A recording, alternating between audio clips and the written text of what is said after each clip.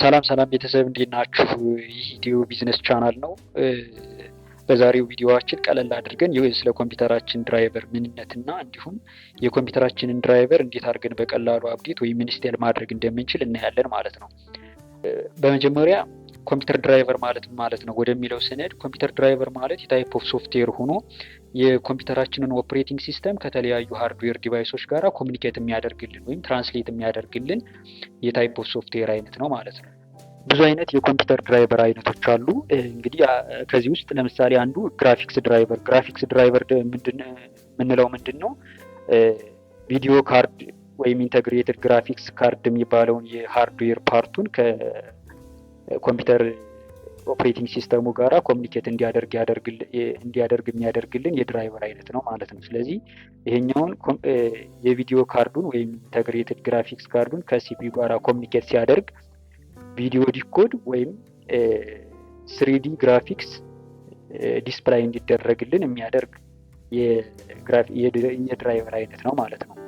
አውዲዮ ድራይቨር የምንለው ደግሞ ሳውንድ ካርዱን ወይም አውዲዮ ቺፕሴት የሚባለውን ከሲፒዩ ጋር ኮሚኒኬት የሚያደርግልን ኮንትሮል የሚያደርግልን የድራይቨር አይነት ነው።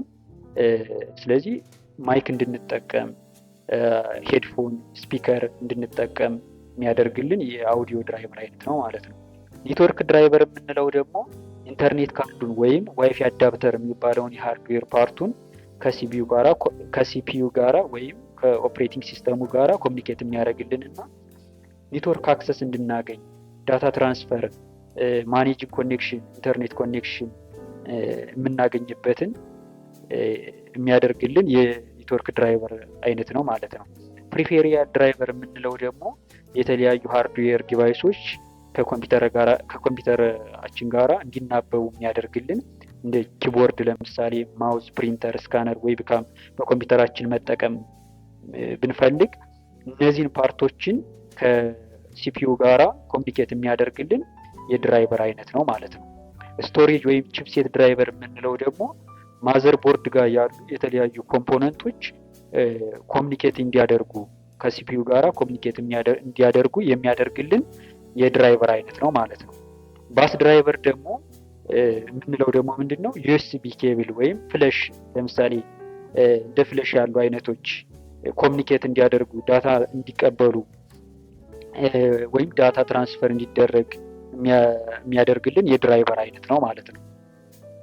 ስለዚህ አንድ ኪቦርድ ለምሳሌ ከኮምፒውተራችን ጋር ለመጠቀም ኮኔክት አድርገን ለመጠቀም ብንፈልግ የግድ ምን ያስፈልገናል ማለት ነው? ኪቦርድ ድራይቨር የግድ መጫን አለበት ማለት ነው። ይሄኛው ኪቦርዱ ሃርድዌር ዲቫይሱ ከኮምፒውተራችን ኦፕሬቲንግ ሲስተም ጋራ ኮሚኒኬት እንዲያደርግልን የግድ ምን መጫን አለበት ማለት ነው? ኪቦርድ ድራይቨር መጫን አለበት ማለት ነው። አሁንም ለምሳሌ ኔትወርክ አክሰስ ማድረግ ብንፈልግ ኔትወርክ ዲቫይሶችን ኮኔክት አድርገን መጀመሪያ ኢንስቴል መደረግ አለበት ማለት ነው። ኔትወርክ ድራይቨር የግድ መጫን አለበት ማለት ነው። ያ ኔትወርክ ዲቫይሱ ከኮምፒውተራችን ኦፕሬቲንግ ሲስተም ጋራ ኮሚኒኬት እንዲያደርግልን የግድ ምን ያስፈልገናል ማለት ነው? ኔትወርክ ድራይቨር ያስፈልገናል ማለት ነው። አሁን ለምሳሌ አንድ ፕሪንተር ከኮምፒውተራችን ጋር አሁንም ኮኔክት አድርገን አክሰስ ማድረግ ያን ፕሪንተር ብንፈልግ መጀመሪያ ምን መጫን አለበት አሁንም ማለት ነው? ፕሪንተር ድራይቨር መጫን አለበት ማለት ነው። ፕሪንተር ድራይቨር ካልተጫነ የኮምፒውተራችን ኦፕሬቲንግ ሲስተም ከሃርድዌር ከፕሪንተሩ ጋራ መግባባት አይችልም ማለት ነው። ስለዚህ ኮምፒውተር ድራይቨር የሚለው እንዳጠቃላይ ምን ማለት ነው? የኤፒስ ኦፍ ሶፍትዌር ሆኖ የተለያዩ ሃርድዌር ዲቫይሶችን ከኮምፒውተር ኦፕሬቲንግ ሲስተማችን ጋር የሚያግባበልን ኮሚኒኬት የሚያደርግልን ወይም ትራንስሌት የሚያደርግልን የሶፍትዌር አይነት ነው ማለት ነው። ስለዚህ ይሄኛውን ፒስ ኦፍ ሶፍትዌር እንዴት አድርገን ኢንስቴል ማድረግ እንችላለን ወደሚለው ስንገባ እንዴት አድርገን ኢንስቴል ወይም አፕዴት ማድረግ እንችላለን በቀላሉ ወደሚለው ስንገባ ቀጥታ ሴቲንግ ላይ እንሄድና ሴቲንጋችንን እንከፍታለን ማለት ነው። ዊንዶ ኢን ስንጫነው ፋይል ኤክስፕሎረር ይከፍትልናል። ከዛ ይሄኛውን ከከፈተልን በኋላ ወደታች ስክሮል እናደርግና ዚስ ፒሲ ወይም ማይ ፒሲ የሚል ነገር ይኖራል። ከዚያ እሷኛዋ ላይ ራይት ክሊክ እናደርጋለን ማለት ነው። እሷን ራይት ክሊክ ካደረግናት በኋላ ሾው ሞር የሚል አለ። እሱኛውን ክሊክ እናደርጋለን። ከዛ ማኔጅ የሚል አለ። እሱን ክሊክ እናደርጋለን ማለት ነው። ማኔጅ የሚለውን ክሊክ ካደረግን በኋላ ይሄኛው ይመጣልናል። ከዛ ይሄኛው ከመጣልን በኋላ ዲቫይስ ማናጀር የሚለውን ክሊክ እናደርጋለን ማለት ነው። ስለዚህ አሁን አንድ ኮምፒውተር የሚሰጣቸው ሰርቪሶች ወይም እዚህ ጋር አሉ ማለት ነው።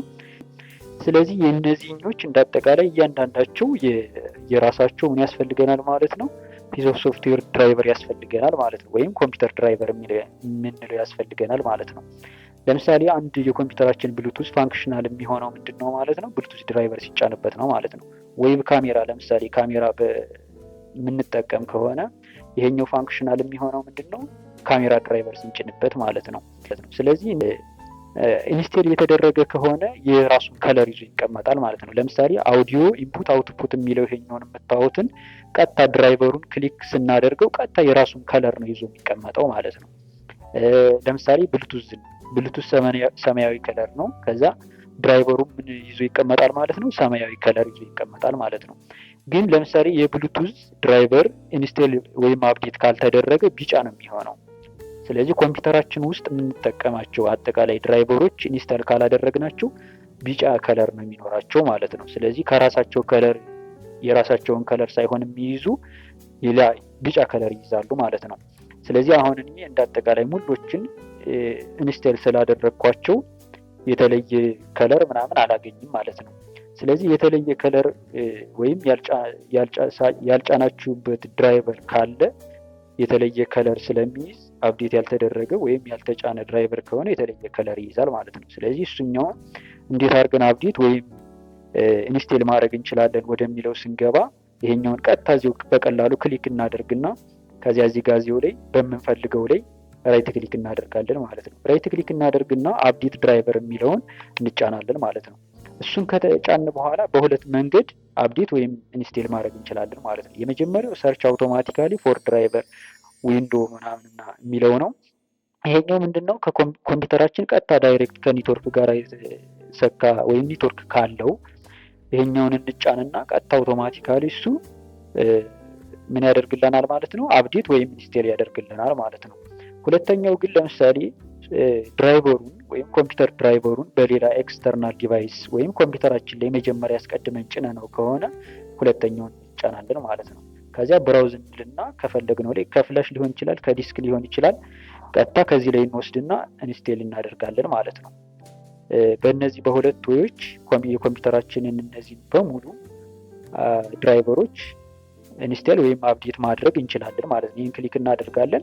ከዚያ ራይት ክሊክ አሁንም ከዚያ አፕዴት ድራይቨር ከዚያ በፈለግነው እዚህ ጋር ሰርች አውቶማቲካሊ እንዲያደርግልን ማድረግ እንችላለን። ወይም በሌላ እንትን ከያዝ ነው ኤክስተርናል ዲቫይስ ከያዝ ነው ከዚህ ላይ ኢንስቴል ማድረግ ወይም አፕዴት ማድረግ እንችላለን ማለት ነው።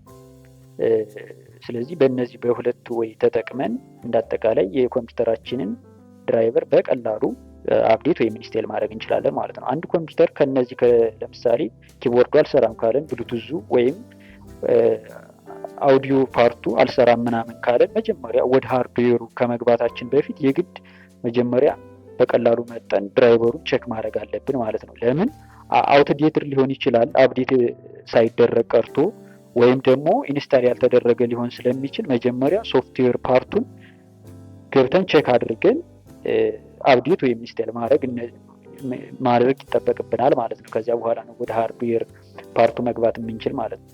ስለዚህ በቀላሉ የራሳችሁን የኮምፒውተር ድራይቨር በዚህ መልኩ ኢንስቴል ወይም አፕዴት ማድረግ ትችላላችሁ ማለት ነው።